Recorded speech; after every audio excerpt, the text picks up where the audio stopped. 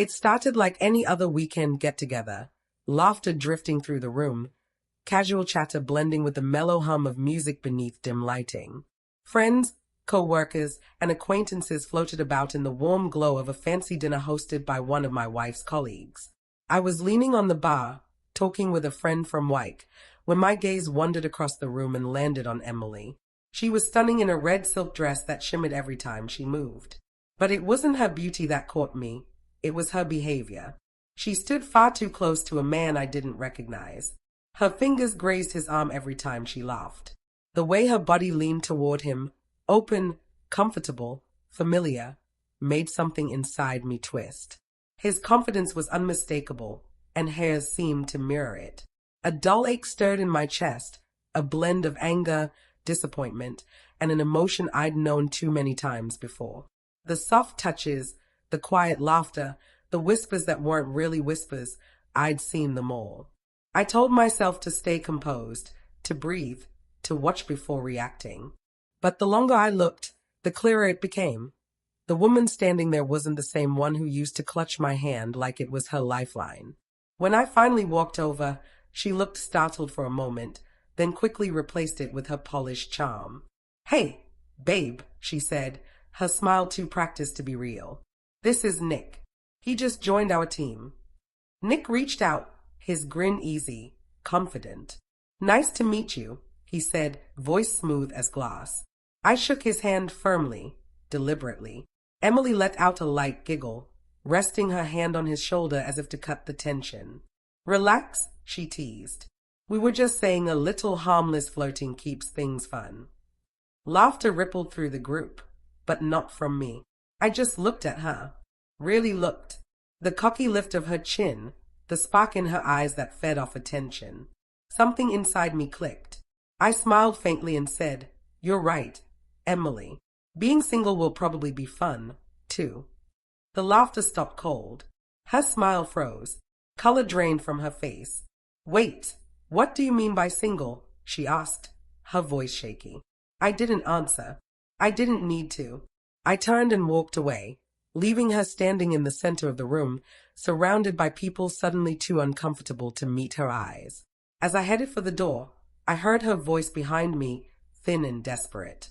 "Jason, come on. It was just a joke." But it wasn't a joke.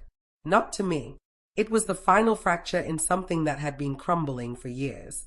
When we got home, the silence between us weighed more than any argument we'd ever had. She tried to brush it off, tossing her purse onto the couch. "You're seriously mad about that?" "I was just being friendly." I looked at her, calm, but drained. "Friendly is saying hello, Emily. What you did was disrespectful." Her smirk faded. "Oh, come on.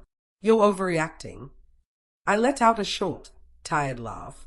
"No, I'm finally reacting. There's a difference."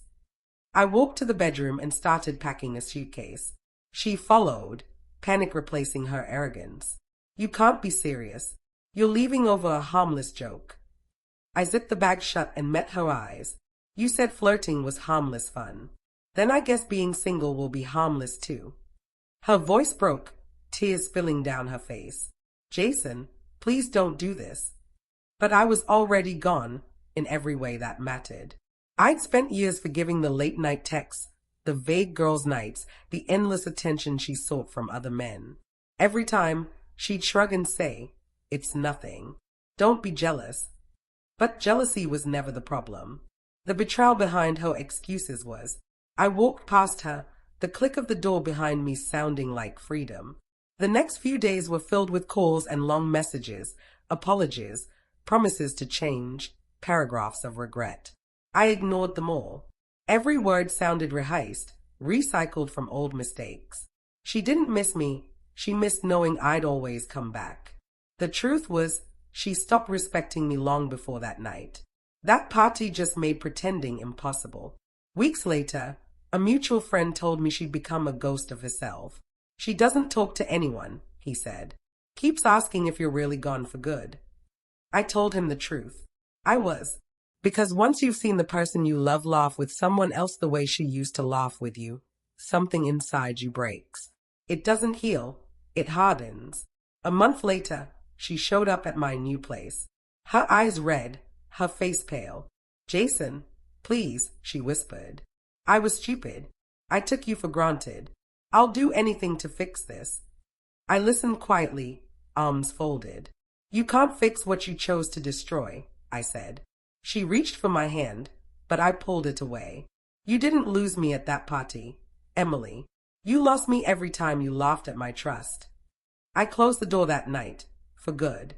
No anger, no bitterness, just peace.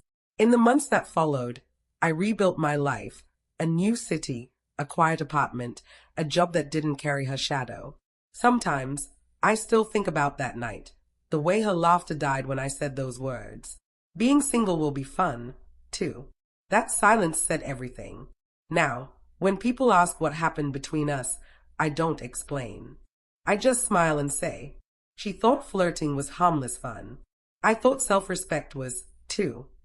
And choosing it was the best decision I ever made.